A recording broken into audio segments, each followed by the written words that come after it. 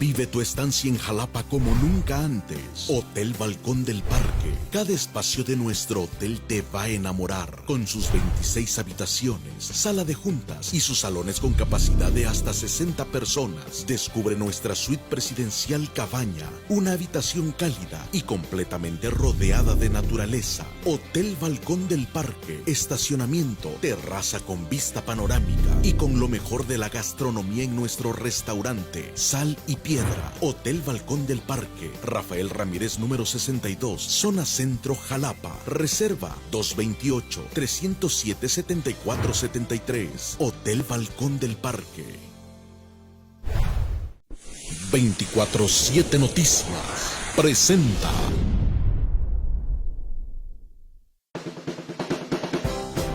Detrás de cámaras con Ana Lilia Sánchez.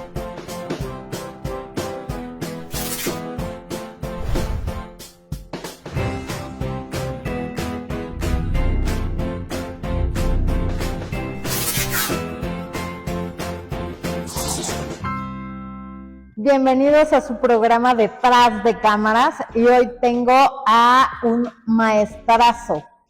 Él es el licenciado Omar Rodríguez Rodríguez. Bienvenido y muchas gracias por darse el tiempo de regalarnos esta entrevista. Claro que sí, Ana, un placer estar aquí contigo.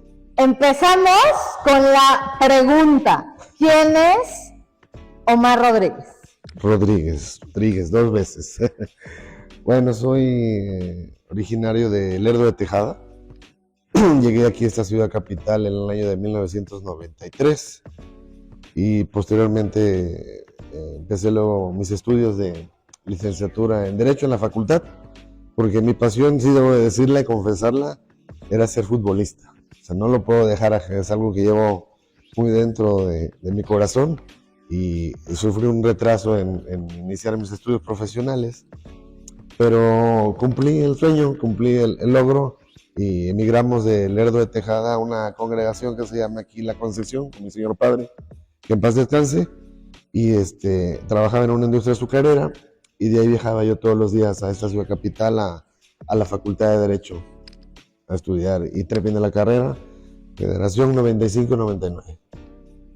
Y de ahí, maestro, a ver, ¿cómo hizo algo dentro del fútbol? Sí, claro, por supuesto, en mi natal Lerdo de Tejada, llegó una franquicia de tercera división. El dueño era el hermano del señor Dante Delgado, Pablo Delgado. Tenía los ingenios azucareros de San Pedro y San Francisco y tenía la franquicia de tercera división de Río Blanco y la pasaron a Lerdo de Tejada. Era más grande. Claro, y como los dos ingenios eran San Pedro y San Francisco, le pusieron al equipo Santos de Lerdo. Entonces ahí estuve un breve espacio y ya estuve en todo el principio, como se dice, de pretemporada, y a la hora de firmar, me habla mi padre, me dice, ¿te quedas o estudias? Y fue el momento decisivo en mi vida, del cual no me arrepiento. Hasta el día de hoy.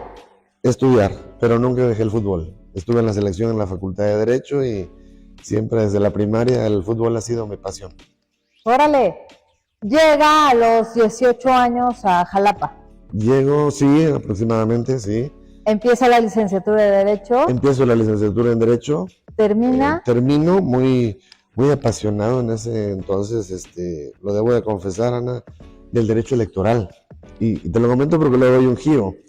El derecho electoral, e incluso hago mi tesis sobre la jurisprudencia en materia electoral. Y mi primer trabajo fue en el extinto Instituto Nacional Electoral. Ahí entré como IFE, gracias. Entré como técnico electoral y empezamos a manejar toda la cartografía, donde se ponían las casillas, pedir el permiso para ponerlas ahí y supervisar el trabajo, coordinarnos con los capacitadores que el día de la jornada se vuelven asistentes. Ese fue mi primer trabajo saliendo de la facultad hace 24 años, en el 2000, me acuerdo perfectamente bien. Hoy en la mañana hablaban de eso, de la alternancia en el poder, y me tocó justo vivir ese momento dentro del órgano electoral. ¿Qué presidente iba a entrar? Vicente Fox. Vicente, el verdadero cambio, ¿no? Sí. Donde realmente se hizo el cambio. Sí, es correcto. Es Y correcto. Posterior termina el proceso electoral y paso inmediatamente en ese año al proceso electoral local. Llegaba Miguel Alemán, si no me falla la memoria, y pasé al Tribunal Estatal de Elecciones. Luego tuvo su evolución. Me preguntan que por qué sí no seguí en esa área, porque me percaté que eso es una cuestión que nada más funciona en épocas electorales, ¿no?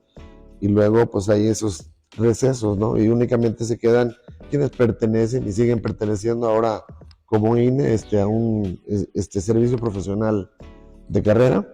Y aquel entonces el Tribunal Estatal lo extinguen y se forma la Sala Electoral del Poder Judicial del Estado de Veracruz. Hoy es Tribunal Electoral. Así fue evolucionando. Conozco la historia de la cuestión electoral un poquito aquí en Veracruz y me tocó vivir esa época y de eso hice mi tesis. Y bueno, ya terminé de trabajar en todo lo electoral. Ajá. ¿Y en qué momento hace el giro? Bueno, me dedico a postular derecho. 2001 salgo, entro a la Secretaría de Finanzas y Planeación, a la Procuraduría Fiscal. Estuve un año ahí, me acuerdo que era un trabajador de contrato, y es donde empiezo a conocer el aparato burocrático de lleno, ¿no? Y me pasaron por todas las áreas, que si agarraba yo lo fiscal, lo laboral, lo penal, y decidí postular ahí en materia laboral. Fui apoderado legal de la Secretaría de Finanzas y Planeación, comparecía yo en el TEC, en todos los juicios que tenía que ver la Secretaría de Finanzas como demandada, parte demandada, y eso pues fue algo que me llevó creciendo como persona y como profesional del derecho, ¿no? Termina mi etapa ahí en Cefiplan, terminaba el sexenio, me acuerdo en aquel entonces, y el contrato no me lo renovan y me pongo mi despacho con otros compañeros, y 2 años estuve postulando derecho, abogado postulante, en materia civil, penal y administrativa. ¿Y en qué momento, maestro? Bueno, llega ahí en 2001, 2002, 2003, 1 de febrero del 2004, tengo bien presente, pido la oportunidad de entrar a la entonces Secretaría ya de Seguridad Pública. Vi la evolución de cuando era Dirección General de Seguridad Pública, porque las ironías de la vida, fui a hacer servicio social ahí y no me gustó. No me gustó estar ahí en el cuartel San José y me decían que tenía yo que ir uniformado, ¿no? Decía, oiga, pero yo vengo a hacer servicio social. No, pero usted tiene que uniformar, con botas y todo. Sí, con botas y todo. Y la verdad después terminé diciendo que no me gustaba el servicio social. Decliné e hice servicio social en una notaría.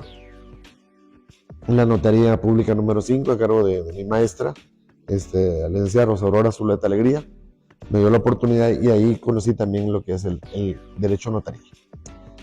Entonces en esa etapa, Ana, sí conozco un poquito la seguridad pública, la veo, pero de entrada no me gustó, es lo que es las ironías de la vida. Y posterior me dicen, puedes entrar como auxiliar jurídico y hay 2 lugares. Me dicen, ¿es la delegación de Jico o la de Perote? En lo que lo pienso, me dicen, ya no te queda mucho tiempo, o decides o no vas. Sí, y me dicen, 1 de febrero tienes que estar en Perote, a las 8 de la mañana. Vas a causar el alta ahí como policía cuarto, me acuerdo, y vas a hacer ahí empezar para que puedas pasar luego como auxiliar administrativo. Y así fue. Llega a Perote, ¿pero a qué instalaciones? A la Delegación Estatal de Seguridad Pública. ¿En dónde están? En aquel entonces estaba en la calle de Ponciano Arriaga, centro de Perote, está Electra, a un lado a mano derecha, ahí estaba ese inmueble, no lo voy a decir, es de un dueño de un político muy resonado de allá de esa ciudad, de Perote, y ahí le rentaba al gobierno del estado. Ahí estuvo la delegación mucho tiempo, pero ahí llegué. ¿Y cuáles eran sus funciones en ese momento? En ese momento me pusieron como auxiliar del jurídico, ya había un jurídico. Luego me pusieron como auxiliar del enlace administrativo. Pero me decían que no era una cuestión de viajar diario, que si yo quería aprender me tenía que quedar ahí, porque alguien me dijo, y hasta hoy lo tengo muy claro, que la seguridad pública es de las 24 horas y los 365 días del año. Entonces me renté un cuarto, ahí me quedé, y me iba yo, cuando me aburría, me iba yo a la delegación, terminaba mi jornada laboral y me regresaba yo porque no conocía yo a nadie. Y platicaba yo con los radiooperadores y escuchaba cómo hablaban en clave, ¿no? Y así me fui aprendiendo las claves de radio, me fui inmiscuyendo en la función policial. Sin aquel que decía que no quería ponerse el uniforme, terminé enamorado de lo que es la función policial. Lo que es modular por el radio, las palabras claves. Y yo le hacía preguntas a los radiooperadores, ¿no? O sea, yo nunca me dijeron, oye, ¿quiere usted aprender? No, los enseñaba yo a hacer las tarjetas informativas. Me acuerdo que rápido se informaba aquí a Jalapa. Había algo que se llamaba el Centro de Respuesta Coordinada, no sé si todavía esté, de siglas CERCO. Y eso modulaba aquí a Jalapa, siempre constante el monitoreo, ¿no? Entonces hablaban aquí de Jalapa, cerco, cofre, adelante para cofre, ¿quién modula? Ya empezaba, y yo a la escucha, ¿no? Pues aparte yo fui aprendiendo todo el movimiento, al menos operativo desde radio, ¿no? De ahí cambia. Y también a la par empieza a seguir estudiando. Pues es una parte interesante en la pregunta, Ana, de que llevo a la par hoy en día pues 20 años dentro de la seguridad en diferentes áreas. 20 años los cumplí el 1 de febrero de este año, 2024, y al año siguiente empiezo a incursionar en la docencia. Entonces sí, para mí Perote, sí lo digo a pesar de no ser nativo de ahí, le tengo mucho respeto, mucho aprecio a esa tierra. Le aprendí muchísimo y ahí empecé también como un humilde docente, ¿no? En universidades privadas, toqué la puerta, llevé mi currículum, me hicieron el examen previo, la clase muestra que le llaman a las universidades particulares, y afortunadamente al año siguiente ya estaba ayudando los sábados clases en una licenciatura, en Derecho, en una universidad que aquí también existe en Jalapa, y lo fui combinando a la par. Pero, maestro, perdón que lo interrumpa, sí. Aparte es súper interesante dar clases y estar trabajando, sí, porque te obligas, sí, a estudiar, ¿no? Sí, claro. Y si los alumnos, sí, como algunos que conozco, son preguntones como no sé quién, pues te obliga muchísimo más. Claro. Porque le tienes que estar macheteando, sí, pero sí, a la par vas avanzando en tu carrera profesional, personal. No, sin duda, no. Mis alumnos, sin decir nombres, era la hermana de un diputado local en aquel entonces, era el médico forense del Ministerio Público de Perote. Esos eran mis alumnos, ¿no? Yo siempre he dicho que para estar frente a grupo con gente que ya iban por doble carrera y un humilde servidor empezando, ¿no? Entonces eso te obliga justo a eso, Ana, a actualizarte y tener la visión de la praxis, porque si no lo combinas, si no lo compaginas, yo creo que difícilmente me pararé yo frente a grupo a impartir una cátedra, ¿no? Entonces sí fui aprendiendo, me fui inmiscuyendo, y me llevaba el delegado de Seguridad Pública, me llevaba y me decía, me dijo un día, se me quedó muy, muy grabado, lo espero a las 11 de la noche, a las 11 de la noche, aquí paso por usted, lo voy a enseñar a patrullar, le voy a enseñar que es un patrullaje. Paramos hasta como a las 4 de la mañana. Me llevó a la zona de Alto Tonga, Jalacingo. Entonces ya percibí como también desde la cabina de una patrulla se modula, cuando se prendían los dígitos, toda esa cuestión, los puestos de control, de revisión, los puestos que ahora son provisionales, aleatorios. Lo fui aprendiendo en la praxis. Me percaté de muchos hechos de sangre, violentos, y ahí empezó mi mundo, todavía sin entrar a la cuestión que más adelante platicaremos de la ciencia forense. Sí, así fueron los inicios. Termina su periodo en Perote. Sí, hay una parte ahí que me invita el candidato a la alcaldía de Perote, el señor Guillermo Franco Vázquez, me invita a que fuera yo por primera vez en la historia del ayuntamiento el primer subdirector de Seguridad Pública Municipal. Me dice, tienes la visión, vienes de la Policía Estatal y eres licenciado en Derecho, ¿no? Dice, y en aquel entonces ya me había nacido el gusanito y me puse a estudiar la licenciatura en Seguridad Pública. Seguridad Pública, me acuerdo perfectamente bien.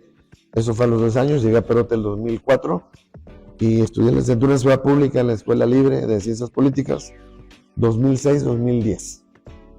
Ahí me la pasé estudiando todos los sábados, viajando de Perote a Jalapa y viceversa todos los sábados. Y por el trabajo que tenía que estar allá. Entonces ahí estuve 2004, 2008, aprendí de muchos delegados de Seguridad Pública antes de pasar al Ayuntamiento de Perote. Entonces compaginé esa parte, ¿no? La seguridad pública doctrinal, académica, con la parte netamente operativa. Tener el don de mando, me acuerdo perfectamente bien, 35 elementos para un municipio en aquel entonces de 60,000 habitantes, con una congregación, una población fluctuante de 22, 23 congregaciones, es lo que forma Perote, si no me falla la memoria. En realidad, en seguridad, pues se quedarían cortos, ¿no? ¿Cómo le hacía, maestro? Pues ya tenía un contexto de la Policía Estatal, ¿no? Y venía viviendo la historia de Dirección General de Seguridad Pública a Secretaría de Seguridad Pública, cómo crece, y tenía esa parte, ¿no? De, bueno, ahora quiero conocer la Policía Municipal, ¿no? Y darte el don de mando, pues tener al cargo los elementos, dirigir la operatividad, eso no es tarea fácil, ¿no? Eso no se aprende en ningún libro, o sea, eso le llaman ahí las habilidades directivas, porque esa materia la llevé en la licenciatura.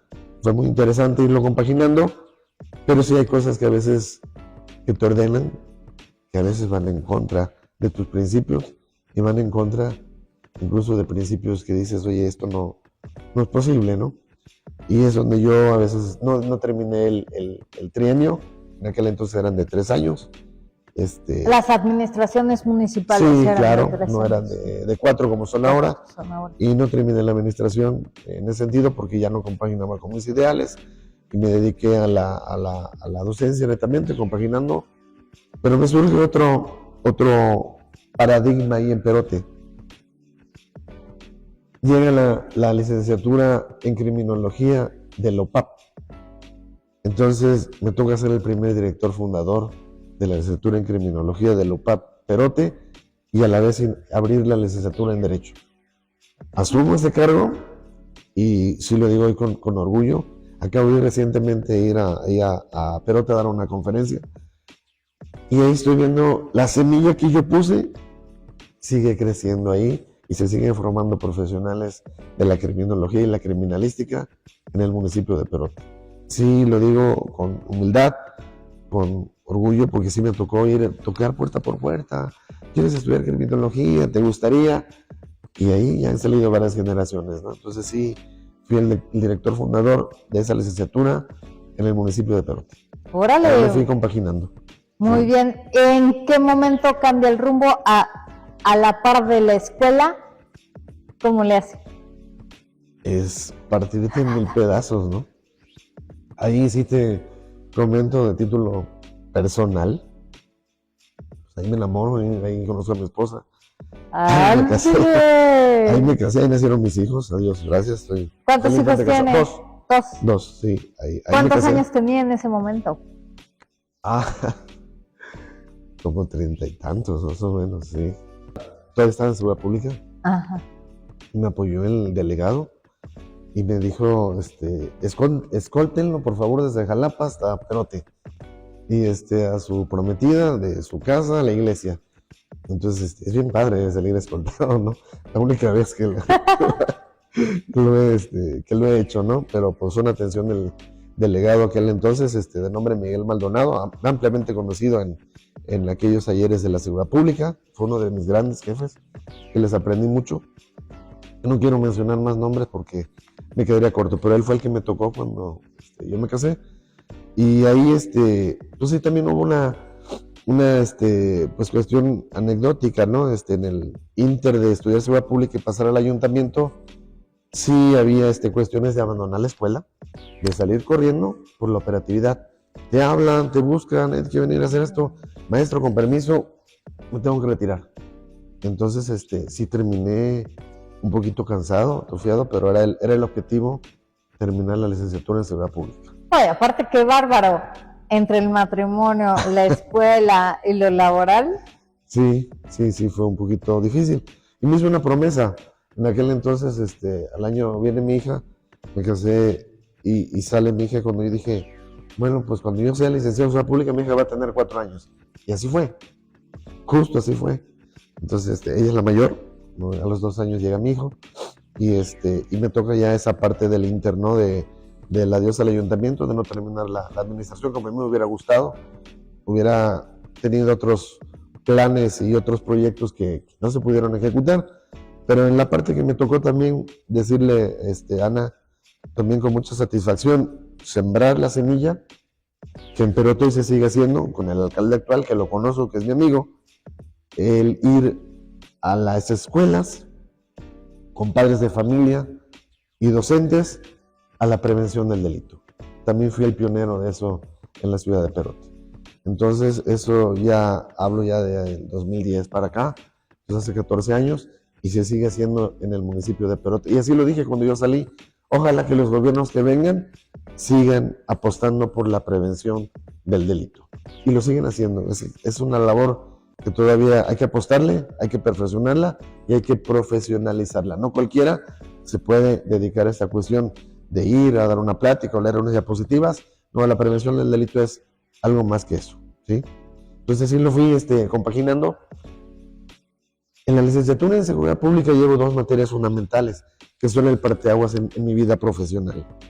Ahí veo criminalística y ahí veo criminología, cosas que jamás vi en la Facultad de Leyes. Jamás me enseñaron criminalística. Cuando yo empecé a ver el maestro de servicios periciales, dije, esto me gusta. ¿Cómo lo aprendo? ¿Cómo lo perfecciono? Y me fui encaminando en esa parte. Cuando me hacen director de criminología, me tocaba recibir estudiantes del Ceferezo, de Villaldama. Entonces me acuerdo perfectamente bien que llega una alumna y me dice, yo me quiero inscribir porque me lo piden en el Ceferezo. Yo soy licenciada en estomatología. Le juro que yo me quedé así, le pregunto, no le pregunto, ¿qué será estomatología forense? Me quedé con la duda. Entonces fue cuando dije, yo no me voy a quedar atrás, yo soy el director, yo tengo que... Y me meto los domingos a estudiar, la maestría en criminología aquí en la UPAP y volver a la cuestión del viaje. Y en ese entonces, pues eran los domingos. Sábado las clases y el domingo la escuela. ¿A qué hora mi familia? Saliendo de la escuela. Me dice, papi, quiero ir al cine. Sí, vamos al cine. Un poco cansado, pero aquí estaba el papá llevando a mis hijos a la fiesta. Sí, lo llevo a la fiesta. Vamos para allá. Pero bien cansado totalmente. De lo cual no me arrepiento, ¿no? Entonces mis alumnos me empezaban a meter en esa dinámica. Las conferencias, empecé a conocer también a un gran amigo ahí que fue el que me avaló para que yo llegara a ser director de la licenciatura ya en Perote de la UPAP. Y me refiero al doctor Alberto Gómez Mariaca. Él era el coordinador estatal de todas las licenciaturas en criminología.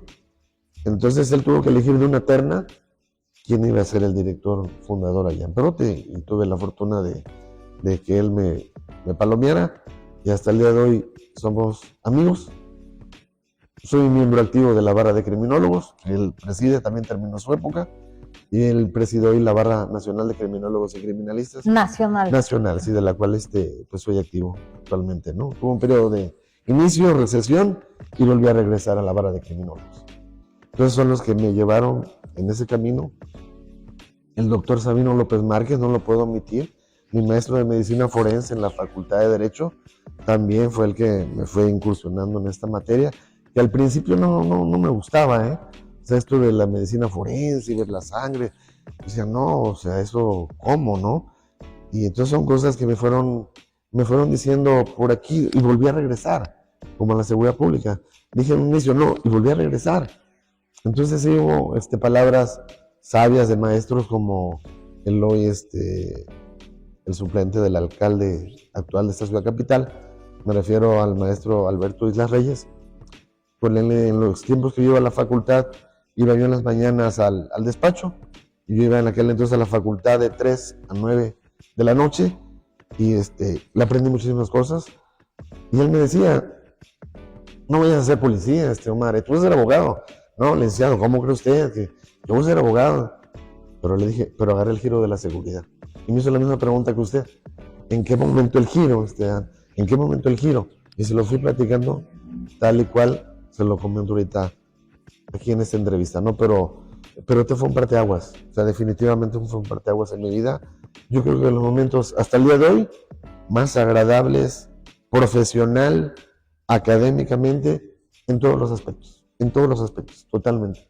Pues sí, le debo mucho, reitero, le agradezco, que no es mi tierra, pero es mi segunda tierra, mi segunda patria. Así lo digo y lo veo de lejos, lo veo acá, pero mis hijos son de ahí, mi esposa es de ahí. Muy bien. Maestro, y ya que entramos a esta área, experiencias no agradables de la criminología. Experiencias no agradables de la criminología. Que digas, ala, ¿no? O sea, esto no lo soporto, o no lo supero, o ya pasan días y lo sigue trayendo en la mente, ¿no? Bueno, pues yo creo que para llegar a esa parte, antes te comento brevemente que después de la maestría en criminología de la UPAP, como tenía la visión de la licenciatura, una cosa es criminología y otra cosa es criminalística, entonces dije, bueno, ya sé un poquito de, teóricamente, la cuestión de esas motivaciones que llevan a una persona a cometer un acto que la ley califica como delito.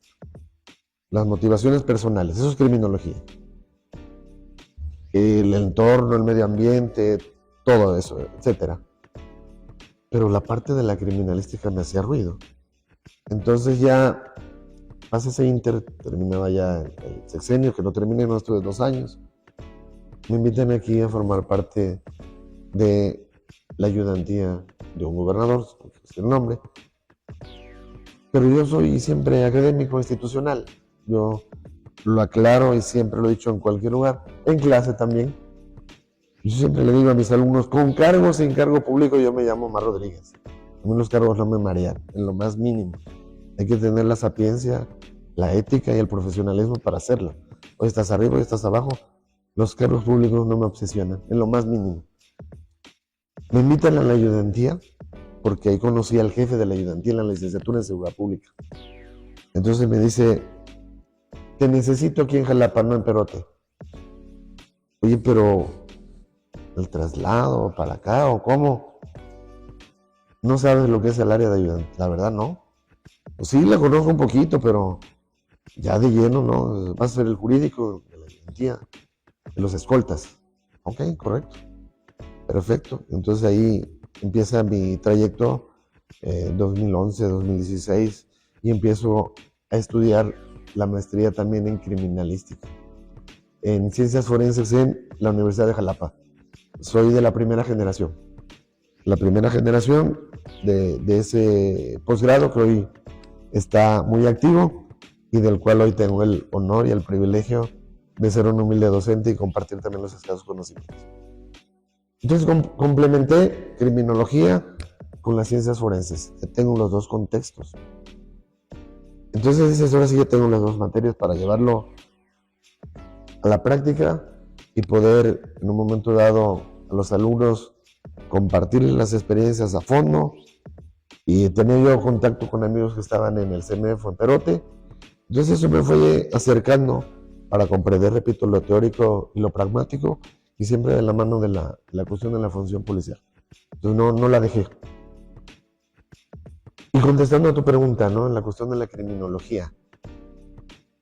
El parteaguas, y hoy en día sigue siendo que las políticas públicas, o las políticas o las estrategias que se desarrollan, carecen de una visión criminológica. En el Congreso del Estado hay muy pocos criminólogos que asesoren a quienes van a redactar las leyes en materia penal en el Estado.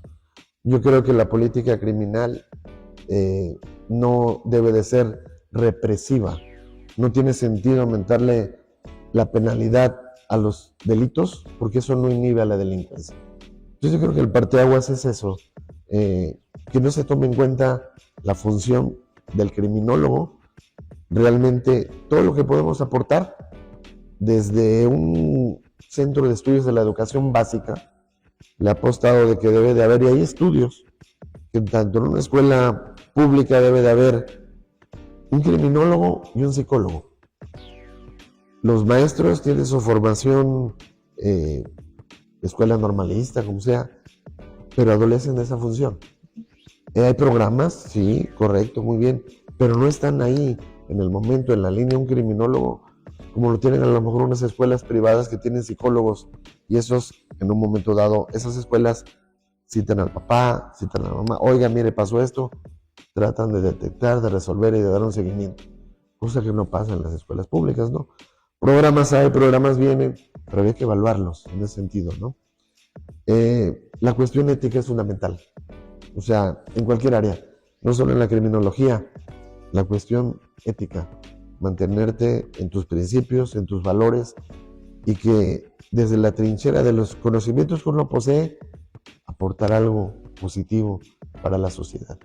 Yo creo que cuando pones a un criminólogo o un criminalista en un área que no es la suya, no te va a rendir, no te va a rendir. Y a lo mejor lo tienes ahí en un espacio, en un lugar, detrás de un escritorio, donde te puede aportar a lo mejor más en campo que detrás de un escritorio, ¿no? No sé si haya contestado la pregunta. Sí, a la gente le gustaría escuchar experiencias como las que yo me sé de usted, ¿no? De ejemplo, sé que estuvo en el penal de Perote, ¿no? Sí. Como, ¿a quién conoció? Okay. Sí. ¿No? Sí, ¿A claro. quién conoció? Que diga, órale, ¿no? O sea, Sí. estoy con ellos. Sí, o... claro. Sí, ¿cómo llegamos al cerezo de la fortaleza, no? Ajá. Bueno, se entrega en la Policía Estatal el edificio, el inmueble de este personaje que vive allá, se entrega, empieza la administración del gobernador Fidel Herrera, entonces no tenemos espacio donde se ve la delegación de la Policía Estatal, y nos dan un espacio, una oficina pequeñita en la fortaleza, siendo Cerezo, a la mera entrada. En la fortaleza de San Carlos, de Perote, ahí. Entonces ya conocí yo las historias, ya lo había visto, pero me toca estar ahí de cerca. Y como jurídico ya, entonces sí, lo comento también, Ana, evolucioné desde ser un auxiliar de radio y un auxiliar administrativo hasta llegar a ser el titular, el enlace jurídico de la Delegación 15 de Perote. Y a quienes me dieron la oportunidad, en ese momento les agradezco y espero haber respondido con creces en la época que estuve ahí. Pasamos a la fortaleza, ahí una luz chiquitita, oscura en la oficina, una computadora, el radio, ahí estuvimos. Y veo la población penitenciaria, ¿no? Que hoy se llaman los PPLs, ¿no?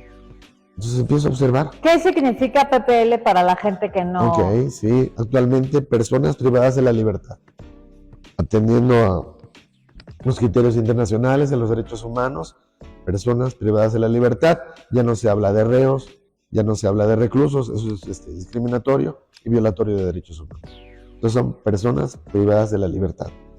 Empiezo a ver a la población penitenciaria y me llamaba mucho la atención, y luego fue un estudio que hice con mis estudiantes allá de Perote. El hecho de que salían, ahí vivían familias, era el único cerezo en todo el estado que permitían que vivieran las familias. Salían los niños a la escuela, tras las rejas, con la mochila, a las 8 de la mañana, y a la 1 de la tarde regresaban con la mochila los niños a estudiar, a las escuelas más cercanas de la fortaleza. Entonces, me llama la atención y empiezo a ver a mis compañeros que daban la seguridad perimetral exterior del cerezo, pedía yo permiso a mis mandos, oye, me dan permiso de subir. Entonces yo en la curiosidad, ¿qué hacen en todo el día? Me percaté que pasaban lista 3 veces al día. Me percaté ahí que a la hora de la comida, es un código ahí, le llaman rancho. Cuando gritan ahí, rancho, pues todo el mundo se forma y les dan de comer. Se forman todos. Entonces me subo a las torres de la fortaleza y empiezo a ver que unos estaban haciendo labor de tejer los cinturones. Llegaban de Naulinco, montón, entraban los cinturones y se los daban a coser, porque pues los principios del artículo 18 constitucional habla que uno de los ejes rectores, que independientemente son capacitación para el trabajo, el deporte, la educación, era trabajar. Entonces los veía haciendo diferentes actividades, otros con las botas, entraban y luego salían, la misma camioneta entraba hasta la puerta, salían los cinturones, previa a la inspección que hacían mis compañeros de la seguridad exterior. Entonces empiezo a ver esa parte y todo el entorno que hay en un centro como era la fortaleza. En aquel entonces la fortaleza era considerada una prisión de castigo por el frío, por la humedad, por la historia de ese inmueble que es inmensa, y me toca el momento también cumbre de cuando cierra. Antes de eso, maestro, ¿estaba llena todas las celdas, tanto de adentro como de afuera? No. Me acuerdo que en aquel entonces había, si no me falla la memoria, 47 mujeres, creo que me tocó la lista. Y entre esa lista iba un personaje muy que me llamaba la atención, ¿no? Yo no lo había estudiado, no lo había perdido a lo mejor la noción del tiempo. Y estaba ahí pues un personaje que había sido la ex reina del carnaval, ¿no? De Veracruz. Entonces yo la empecé a observar, se paraban. ¿Estaban mezclados hombres y mujeres? Sí, claro. Obviamente que se separaban a la hora las estancias, no son celdas, estancias de las mujeres y la de los hombres, ¿sí? Entonces, ¿y las familias en dónde quedaban? Ahí con ellos. O sea, la verdad había ciertas situaciones que se daban ahí en la fortaleza que fueron muy sui generis, ¿no? Por así decirlas, ¿no? Entonces, había personajes que venían de delitos a lo mejor de alto impacto, que le llaman, ¿no? Entonces esa no era mi función, sino simplemente analizaba, pero sí esta persona en la cual hago alusión, me llama mucho la atención porque la fortaleza es una puerta así grande, 3 rejas, y se paraba, vestida de mezclilla, agarraba un cigarro, tez blanca, y veía yo clarito cuando preguntaba, ¿no? Porque el frío es inmenso ahí, entonces salíamos a agarrar el sol, el paso que está a agarrar el sol, y yo vi clarito cuando esta persona preguntó desde dentro, ¿quién es él? Se refiere a mi persona, ¿él quién es? Sabía quiénes éramos todos los que estábamos afuera. Y ya le pregunté, y ella me dice, ¿no la conoces? Digo, no la conozco. ¿Quién es? Y pues fue la reina del carnaval. Entonces ya me empecé a leer, dije, ya sé quién es, ok. Cuando me doy cuenta, entonces ya le puse más atención, porque estudiaba yo lo de criminología, la licenciatura. Allá me llamaba la atención su forma de actuar, cómo estaba. Entonces, ¿qué había más allá de lo que platicaban las historias y el hecho que en su momento, pues, quedó marcado en la historia del puerto de Veracruz, ¿no? En la historia del carnaval? Lo digo académicamente, lo digo de manera respetuosa. En la entrevista no es de manera despectiva lo que yo viví, claro, y lo que yo estudié respecto a eso, que es digno de un análisis totalmente, ¿no? Criminológico, ¿sí? Entonces luego, las ironías de la vida. Cuando estudio la maestría en forenses, me encuentro como docente, mi gran maestra, también lo digo que aprendí muchísimo de ella, me refiero a la doctora Patricia Rosalinda Trujillo Mariel. Y la doctora Patricia Rosalinda Trujillo Mariel, para quienes nos ven, pues es la fundadora de la Policía Científica de la extinta Policía Federal. Ella es de Veracruz, Puerto. Y cuando yo le platico esa anécdota, y me dice, ¿qué crees, Juan Omar? Digo, no, doctora, dígame. Yo hice la entrevista psicológica. ¿De quién? Del personaje que estamos hablando. Entonces también empiezo a papar quién era la doctora Patricia Rosalinda Trujillo Mariel, gran pionera, gran conocedora, hija del doctor Gil Trujillo, toda una institución en cuestión de medicina forense. Entonces aprendí mucho más, pero me quedé sorprendido que después de aquel entonces me encuentro a la docente que hizo toda la cuestión entrevista clínico-criminológica de ese asunto en particular. Y me platicó la historia más a detalle que yo no conocía y que no está en los libros, porque ella lo vivió en carne propia, ¿no? Bueno, que si tienen más interés, busquen en YouTube, en Internet, la historia de este personaje. Así, ¿no? Es correcto. Y después de ahí, ¿qué pasa con el cierre? El cierre, muy bien, el cierre de la fortaleza. Era una cuestión porque ya mediática. Estatal, ¿no? Sí, mediática. Se construye el cerezo en aquel entonces, Pericles Namorado Urrutia, gobernador Fidel Herrera, en aquel entonces lo construye, y se inaugura el cerezo siendo estatal, sustituyendo la fortaleza. Entonces me toca presenciar la cuerda de esos PPLs, ¿no? En aquel entonces le decían cuerda de reos. Eran 3 listas.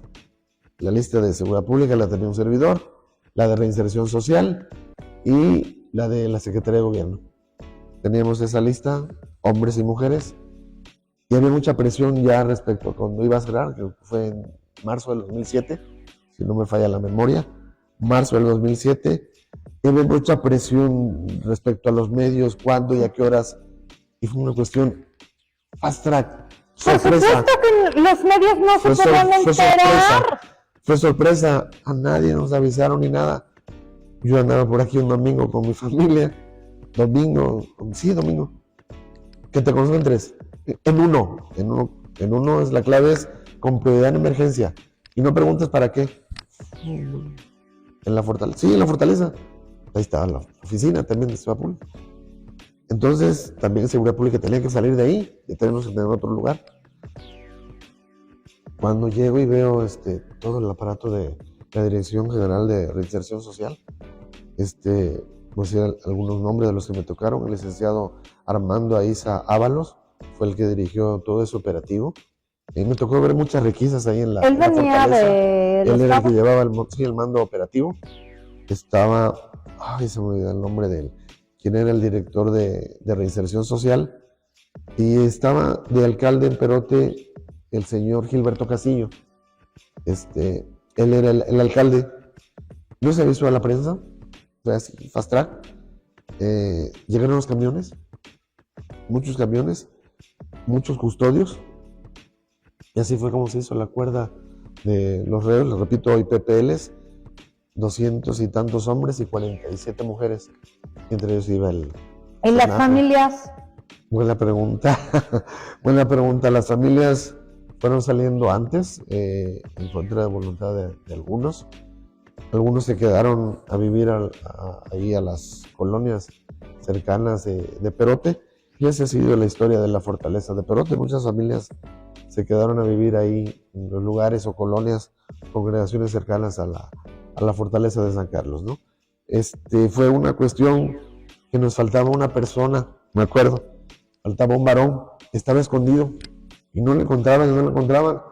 Ha de haber empezado el operativo como a las 1:30 de la mañana y terminamos como a las 4:30 de la mañana. Todos a lo que hoy es Villa Aldama.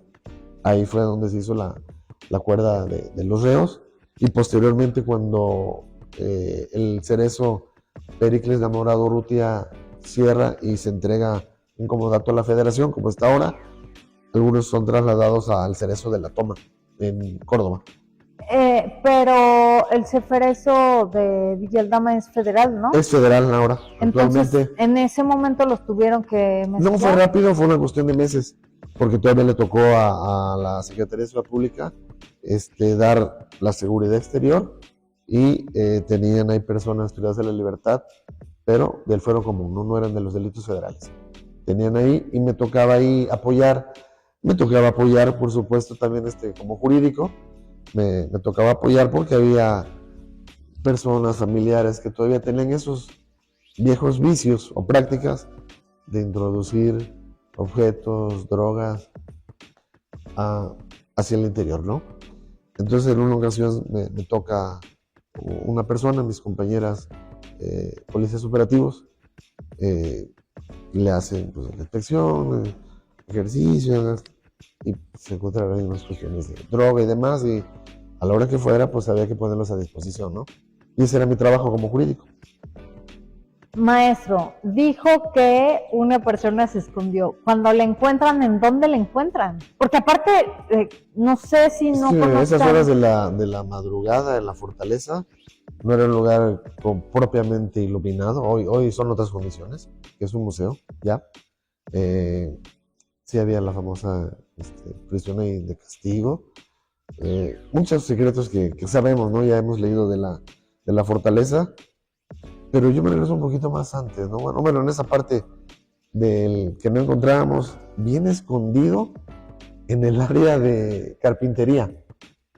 Estaba escondido y no lo encontraba. Falta uno, pero ¿cómo va a ser posible? Todos los custodios, todos entramos, agachado, ahí estaba el PPL, ¿no? Ya cuando salió, pues se le pusieron a todos iban al autobús con a los apresores, pues la cuestión de la seguridad, y ahí una vez que se confirma toda la lista, las tres listas, se pone simbólicamente un candado a las 4:30 de la mañana. El señor Gilberto Castillo, Armando Isa Ábalos, el director de reinserción social en aquel entonces, se me olvida el nombre, y el delegado de Seguridad Pública, ¿no? Que era mi jefe inmediato, y todos los mandos operativos que fueron para custodiar ese traslado. Y que salió, no llegó ninguna prensa, o sea, fue muy rápido, no hubo tiempo de reacción para que la prensa. Así tenía que ser. Ya los meses posteriores me tocó la entrega formal de la clausura, y fue algo también muy impresionante, muy bonito en aquel momento, que se hizo una película, La Fortaleza, la historia de Ferrer y Castel, que son los dos soldados que están ahí en la fortaleza. No me la sabía, ya la estudié, ya sé quiénes son. Los fingieron ahí, hicieron un simulacro, una película, y la presentaron el día que el gobernador Fidel Herrera fue a clausurar y entregar el cerezo formalmente al municipio de Perote. Fue una película de unos 10, 15 minutos, y impresionante. La tiene Radio y Televisión de Veracruz, tienen los derechos de autor de esa película de Perote, que es histórica. Habla toda la historia de cómo se construyó y hasta el momento que cerró. Y ese momento también me tocó estar ahí. ¡Órale! Pero son momentos que sí agradezco haber estado en ese tiempo, en ese momento y en ese preciso lugar. Por eso le digo, muchos momentos que me tocó vivir profesionalmente y personalmente a esa ciudad. De ahí, ¿cómo regresa a Jalapa? A la ayudantía. En la ayudantía. Con los escoltas. Estudio ciencias forenses los sábados. Y alguien me dijo en Perote, y lo tomé como un reto personal. Dice, ok, ya diste clases aquí, ya inauguraste aquí. Y alguien me dice, yo te quiero ver en Jalapa, a ver si es cierto. A ver si eres muy listo en la clase, a ver si de verdad das el ancho. Así me dijo, un reto, órale, pues un reto. Voy a empezar tocando puertas, por donde sea.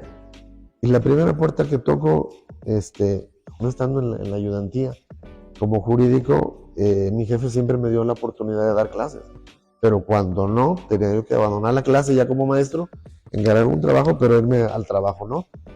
Y me dieron siempre esa oportunidad de los sábados, desde aquel 2005, hasta el día de hoy he estado activo los sábados en la docencia. Entonces llego a la Universidad Politécnica de Veracruz, de mi maestra también, la magistrada Concepción Flores. Ella me dio clases en la Facultad de Derecho, me dio juicio de amparo y hace su universidad, la Universidad Politécnica, aquí por la calle de Soconusco y Cofre de Perote, ahí atrás de la gasolina Miguel Alemán. Ahí sigue estando en la Universidad Politécnica. Toqué la puerta y me presenté solito, me atendió el licenciado Javier, gran amigo también, siempre ha estado como discípulo de la magistrada. Le entregué mi currículum y me dieron una cita para una clase muestra, que es el examen profesional, y me empezaron a dar unas materias en sabatino, ¿no? Ahí empecé. Pero para esto sí, te comentó Ana, en el mejor de los sentidos, que en la época que estuve en el tribunal, antes de irme a Perote, la magistrada fue mi jefa. Cuando estuve de actuario, ella estaba en el tribunal, cuando anteriormente estaba frente a la FOR, en nuestros veracruzanos. Ahí me tocó ser actuario judicial. Entonces, por eso les repito que esa parte electoral la tengo bien grabada. Cuando le platico a mis alumnos, ¿a poco usted fue actuario? Pues claro que sí sé lo que es actuar y coserlo, ir y publicar y notificar, el foliado. Por supuesto que sí me lo sé. Entonces, me abre las puertas y me entrevista a una magistrada, me dan la oportunidad, pero no era ese mi objetivo. Bueno, yo quiero seguir creciendo, yo quiero avanzar a otra universidad, pues, de otro nivel, de otro reto, sí, ok, de otro prestigio, correcto. Paso a dar clases y pasé también a dar clases a la Universidad Valladolid, que está atrás de Colonia Bugambilias. La Universidad Valladolid estaba antes acá por el Parque de los Berros. Yo ya le había seguido la historia a la Universidad Valladolid y se me quedó muy grabado, Ana, y precisamente la relación con la fortaleza, porque un día estando en la fortaleza veo porque hacían trabajos ahí, los PPLs, trabajos de madera, y veo un día que sale un logotipo y decía Universidad Valladolid, bien bonito, bien padre el cuadro, Universidad Valladolid. Oye, ese cuadro es una universidad allá en Jalapa, qué padre, y ahí fui a parar a la Universidad de Valladolid. O sea, todas las cosas ¿Cómo se va que en su tejiendo, no? momento las vi, a lo mejor soy muy creyente de Dios y que los tiempos de Dios son perfectos y exactos. Las cosas no son cuando uno quiere, se dan en el momento que Él lo decide, ¿no? Pasé por la Valladolid, pero en el momento que estaba yo en Valladolid tampoco era una cuestión que no me llenaba como docente, ¿no? Entonces yo quería otro reto. Y fui también a la universidad YUP, que está en Banderilla, el Instituto Universitario Veracruzano. Y ahí también me tocó dar clases, grandes alumnos, también con gente de 2 carreras. Entonces ya traía yo esa carrera de Perote, de estar acá, en las que había yo iniciado. Entonces me acuerdo perfectamente bien que yo rentaba acá rumbo a Las Trancas por las praderas, antes de tener mi humilde casa con mi esposa y creando ya el patrimonio, ¿no? Y yo pasaba por frente al Costco y decía, ¿y yo cuándo daré clases aquí, no? Era mi meta, ¿no? O sea, ¿y cuándo podré yo entrar a la Universidad de Jalapa? ¿Y qué se necesita para dar clases ahí? Entonces yo pasaba todo y me quedaba más cerquita. Y me queda más cerca, ¿no? Iba, regresaba, todo. Y a lo mejor el pago no era tan remunerador como la experiencia que yo había tenido como docente, ¿no?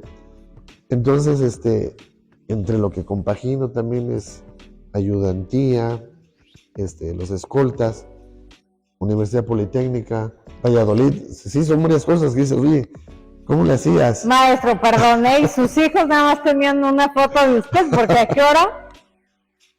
Sí, veía una cuestión de nada más el domingo. Y luego, Para nada, entro a la maestría en forenses. la Con una beca, sí, lo tengo que decir. Con una beca entré a estudiar a la Universidad de Jalapa. Y lo aproveché y me acuerdo que me dijeron, tienes que tener tanto para el promedio, si no, no hay beca. ¿Se compromete usted? Y que de aquí al último semestre, sí, ¿Y cuánto? No, pues órale, pues, firmo. Va. ¿Seguro? Seguro. Si usted baja de este promedio, se pierde la beca, ¿eh? Está usted advertido, usted ya firmó. Adelante. Adelante. Va, un reto. Y ahí empezó. Y ahí empezó la cuestión de la maestría en forenses, 2014-2016, primera generación. Me acuerdo perfectamente bien. Sí falté algunas clases, pero regresaba. O sea, a veces me mandaba a traer mi jefe. ¿Dónde está en la escuela? Usted me dio permiso, ven para acá. Uniformado, entraba, yo me acuerdo. Regresaba. Las clases terminaban a las 4 de la tarde. A las 2 horas volvía a regresar. Volvía a regresar porque tenía interés. Porque no quería que me pusieran la falta y aprender. Entonces, sí me acuerdo que me tocó faltar unas 2 semanas completitas porque me tocan los Juegos Centroamericanos. Entonces me fui a ese operativo completo, que también aprendí algunas cosas ahí de operatividad. Entonces, muchísimas cosas también aprendí en la ayudantía. Cuando mis compañeros iban al adiestramiento, a práctica de tiro, me tocaba darle academias. Entonces hablábamos del marco jurídico, de los derechos humanos, y lo iba yo compaginando, y también hacía yo prácticas de tiro, ¿no? Entonces iba yo en esa parte, otra vez compaginando lo teórico con lo pragmático. Termino la maestría en forenses y presento mi tesis para obtener la mención honorífica. Entonces ese fue el gusanito que yo traía desde la Facultad de Derecho de lograr una titulación por promedio. Sí me acuerdo cómo la perdí en la facultad. Perdí, yo soy el responsable, ¿no? Ay, me reprobó. No. Ya en la facultad somos adultos, ya somos adolescentes. Es decir, no puedo decir que el maestro, no, ni la maestra, fui yo. Entonces, me quedé por un examen. ¿Qué se siente eso? ¿Qué es eso, no? ¿Qué responsabilidades? Y me dijeron, tiene que ser un tema actual y tiene que impactar a los sínodos. Y tiene que ser por unanimidad. Ok, va. Ya te titulaste, tú puedes rendir la protesta. Con un sínodo que no sea, no hay mención honorífica, ¿eh? Correcto, va. Yo lo presento.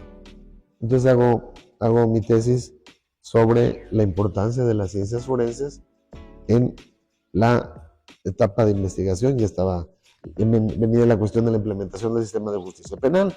Si retomamos, la reforma fue en 2008 y entró en vigor en junio del 2016, si no me falla la memoria.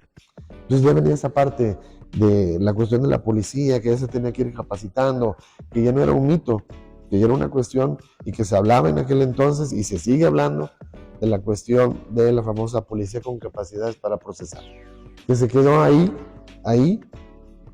que la única policía que yo conocí que se encargó de procesar científicamente, ahora sí, y procesar los hechos, fue la que formó la doctora Trujillo Mariel, la policía científica de la extinta Policía Federal, hoy Guardia Nacional, es una división de la Guardia Nacional.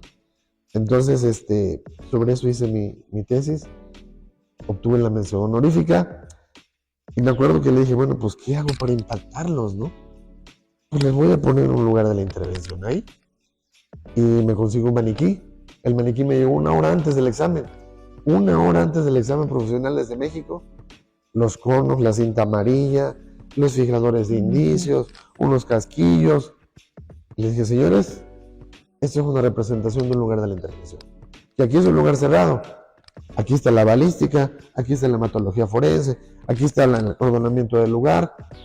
Casi les dije, señores, ¿algún pero, alguna pregunta? Porque también hay que decirlo, hay maestros que se han dedicado más a lo académico y que no han ido al campo práctico, ¿no? Es correcto, sí, ahí pasó algo también, Ana, te los comento también a quienes nos ven. Surge en aquel entonces la famosa, irte a evaluar a México para poder irte certificando en el sistema de justicia penal. Entonces, había que ir a México a presentar un examen de 100 reactivos. Con 80 pasabas y te certificabas. El sistema de justicia penal, policía, preventiva, y yo voy y presento el de policía preventiva, y lo paso. Nos juntan la CETEC, la Secretaría Técnica para la Implementación del Sistema de Justicia Penal. Nos citan a todos los que habíamos pasado CETEC en el módulo de policía. Nos citan en San Luis Potosí, que era donde estaba la antigua Escuela de la Policía Federal de Caminos. Soy de la Policía Federal. Y pasó justo lo que estás comentando, ¿no? Y le dicen, a ver, doctor, pase usted, por favor, a procesar el lugar de la intervención. Usted sacó 100.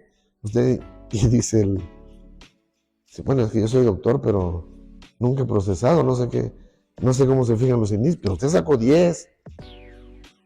¿Cómo es posible que no pueda ni fijar los indicios, ni indicarnos cómo es la criminalística de campo, ¿no? Usted obtuvo el 100, pero no, ese nunca lo he hecho. Entonces ahí se vuelve un parteaguas, ¿no? Y viene una cuestión de quién certificaba a quién y para qué era la certificación. En total, la CETEC desapareció en el momento que entró en vigor el sistema de justicia penal. Esa era su función, pero sí era un reto académico el irte a preparar, irte a decir, bueno, a nivel nacional voy a ver a cómo estoy en el sistema, ¿no? Entonces, todos esos son los parámetros y las experiencias que me han servido para poder estar frente a grupo. Algunos alumnos me preguntan, oiga, maestro, ¿usted es perito? No, yo no soy perito, yo los aclaro. Y ven, mis maestros así me lo dijeron también. Les voy a dar clases en la maestría en forenses, en lo que dure el módulo no voy a sacar peritos, ¿no? Entonces ya es una cuestión muy respetable, quien esté allá y quien venga acá va a aprender y va a tener otro tipo de formación, ¿no? Entonces, allí en ese sentido, ¿no? De estar en el lugar. Como ya tenía yo la visión de la policía en Perote, me llevaba el delegado, a lo cual le agradezco. Si esos delegados no me hubieran llevado nunca, pues a lo mejor me hubiera quedado también con la visión teórica, ¿no? Entonces, ser un jurídico, me tocó ser operativo, no detrás de un escritorio, de desvelarte, de estar en el puesto de control, de estar en el puesto de revisión. Buenas noches, señor, me permite, mire, es una revisión de 2-3 minutos, mire, yo soy el jurídico, soy Omar Rodríguez, ¿me permite? Claro que sí, dice, así sí, dice, pero tu compañero no me lo pidió así, le pido una disculpa por mi compañero. Yo se me identifico y todo, así debe de ser, no debe ser de otra manera, ¿no? Entonces la falta de conocimiento se traduce en algo que se llama prepotencia. Entonces esa fue la visión. Ya les pegó a varios, tápense. Esa fue la visión que me fue dando la cuestión de ponerte el uniforme, ¿no? O sea, ¿cuánto pesa el uniforme? Desvélate, vete allá. Entonces cuando tú hagas eso... Porque también hay jornadas... ¿no? Sí, son extenuantes. O sea, ilógicas para el ser humano, ¿no? Sí, claro. Entonces por eso también a veces le meten el truquito, porque claro. ¿cómo lo puedes aguantar? Me tocaba ir a la sierra, me tocó ver sembradíos de amapola por las minas. Las minas es un lugar muy sinuoso y había gente ahí vigilando el plantío. Y cuando hacíamos el operativo, ¿de quién es? La puesta a disposición, ¿no? La función preventiva, siempre. La cuestión de la flagrancia siempre presente. No podemos ir sin esos presupuestos en función policial. Entonces, ahí fui aprendiendo esa parte y me tocó ir subiendo en la sierra. Y eso me cansa. Ya no aguanto. Y los compañeros con todo y su R15 y las botas, pues yo también puedo, ¿no? Y se escuchaba clarito la sierra, a veces la madera. Allá, allá. Y se escuchaban los chiflidos. Policía. Y ahí encontrábamos las sierras, las motosierras, por la cuestión del cofre, ¿no? Que es Parque Nacional. De la parte del lado de Jico, de Coatepec, que está la delegación de Jico, y siempre había esa coordinación. Y los operativos nocturnos, ¿no? Entonces toda esta parte me tocó verla. Estar ahí, no me la platicaron ni la leí en libros. Entonces hoy que se las platico a algunos compañeros, a algunos alumnos, no lo creen. Oiga, ¿usted fue? Sí, yo fui. Yo me vestí. Una vez me dijo el delegado, y con eso ya aprendí. Entonces, anteriormente, en algunas prácticas, la puesta a disposición que hoy es el informe policial homologado. Palabras claves que tienes que usar.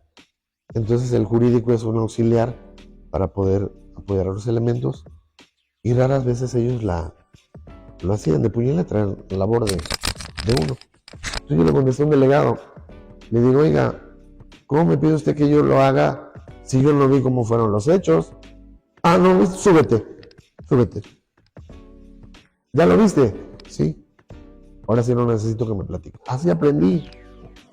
Así tuve que hacerlo, ¿no? Y alguien me dijo, oye, te pusiste la camiseta azul, de ahí comes, hazlo bien. Entonces los compañeros también te dan ese visto bueno, o te aceptan, y come con nosotros. Esa es otra cosa. Convive con nosotros. Come con nosotros aquí, en el frío, en la noche, aquí a las horas que nos toca, aquí en el cofre de la patrulla, sin cubiertos, come con nosotros. Claro que sí, por supuesto. Y me decía, no vayas a pedir cubiertos, ¿eh? No, bueno, hermanos, ahora le puedes, comemos. Eso es parte del léxico policial también. Entonces por eso lo traigo bien puesto, porque sí lo aprendí, sí me gustó, y eso te lo llevan los años, ¿no? Pero fue por voto propio. Nadie me dijo, oye, tienes que ir, ¿ves? ¿No? Fueron palabras que me fueron marcando mi vida de grandes compañeros que les aprendí, y grandes experiencias de estar en el patrullaje continuo, ¿no? Hoy lo extraño, sí. Extraño un poquito la operatividad. Es una función, a lo mejor, y los que están del otro lado, cuestión de la criminología, lo que estudia la criminología, pues está creciendo esta parte. Es lo triste, ¿no? Que va creciendo el fenómeno delictivo. Entonces ya dices, oye, ya quiero regresar a mis hijos, quiero más tranquilo, pero sí le extraño, sin duda alguna. Maestro, para nosotros fue un deleite escuchar algunas de sus experiencias, conocer un poco y una parte de toda su vida. Muchísimas gracias por haber estado con nosotros. Contigo, y pues también agradecer a las administraciones estatales que me han dado un espacio, un lugar. Desde mi humilde trinchera, sin nombrar más dependencias, mi área ha sido la seguridad. Brevemente, si todavía da tiempo, me lo permites. ¿Sí? Después de haber estado con los escoltas, pasé a la Academia de Policía Lencero. Fui instructor. Entonces ahí es formar a los policías, es otro ambiente, hay que tener otro temple. No es lo mismo que dar clases a un alumno de licenciatura, de maestría, que formar policías. Se necesita otra pedagogía para estar frente a grupo. Lo aprendí. Paso también a la Academia Regional de Seguridad Pública del Sureste, esta administración, y actualmente pues termino en otra institución policial en la cual me desempeño, y ahí estoy en el área jurídica. Pero si lo analizas, Ana, y quienes nos ven, llevo la cuestión policial al pie de la letra, ¿no? O sea, es lo que me ha dado de comer, es lo que me siento orgulloso, y sí soy un creedor y hacedor de que esto de la seguridad está en el camino correcto de la profesionalización, pero con gente con perfil, con gente con experiencia. No se vale poner gente que no tiene la experiencia, que no tiene la visión ni la formación.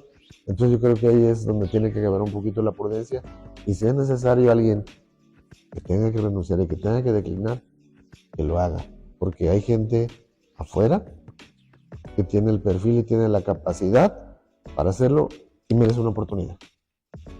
Ha sido un placer, Ana, platicar contigo. Muchísimas gracias por este espacio. Te lo repito, es un deleite, de verdad, que fue mi maestro en la licenciatura de Derecho. Un placer.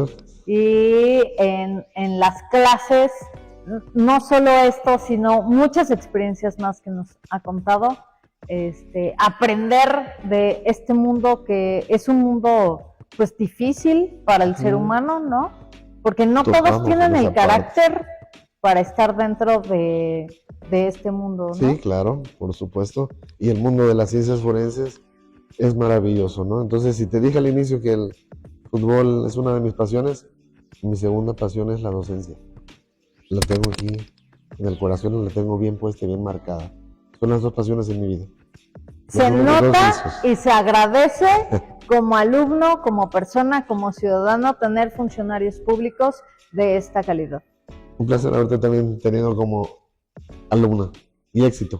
Muchas gracias, sí, maestro. Y yo también le agradezco al Hotel Balcón del Parque, porque nos abre las puertas para hacer posible este programa y a mi equipo de trabajo.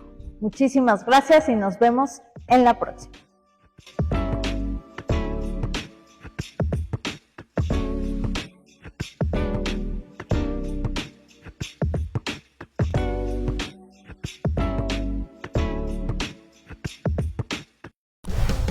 Vive tu estancia en Jalapa como nunca antes. Hotel Balcón del Parque. Cada espacio de nuestro hotel te va a enamorar. Con sus 26 habitaciones, sala de juntas y sus salones con capacidad de hasta 60 personas. Descubre nuestra suite presidencial Cabaña. Una habitación cálida y completamente rodeada de naturaleza. Hotel Balcón del Parque. Estacionamiento, terraza con vista panorámica y con lo mejor de la gastronomía en nuestro restaurante. Sal y Piedra. Hotel Balcón del Parque. Rafael Ramírez número 62, zona centro, Jalapa. Reserva 228-307-7473. Hotel Balcón del Parque.